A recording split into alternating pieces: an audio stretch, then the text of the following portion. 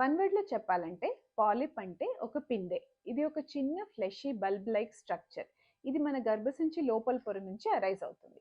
ఇది మనకి ఈజీగా అర్థం అవ్వాలంటే మనం మన గర్భసంచిని ఒక కొబ్బరికాయలాగా ఊహించుకున్నాం అనుకోండి. కొబ్బరి ఎలాగైతే వాల్స్‌కి స్టిక్ అయి ఉంటుందో, అలాగే మన గర్భసంచి యొక్క లోపల పొర గర్భసంచి వాల్స్‌కి స్టిక్ అయి ఉండాలి.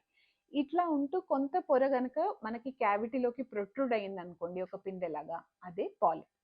ఈ పాలిప్స్ అనేటివి మనకి గర్భసంచిలో ఉండడం వల్ల హెవీ బ్లీడింగ్ అవ్వడము, ఫర్టిలిటీ ప్రాబ్లమ్స్ రావడము, పీరియడ్ స్టాప్ అయిన తర్వాత చాలా రోజులు కంటిన్యూస్‌గా స్పాటింగ్ అవ్వడము, ఇవి వీటి కామన్ సింప్టమ్స్. ఈ పాలిప్స్ అనేటివి గర్భసంచి బాడీలో లేదా గర్భసంచి డోర్ ఏదైతే ఉంటుందో సర్విక్స్, ఈ 2 ప్లేసెస్‌లో మనం చూడొచ్చు.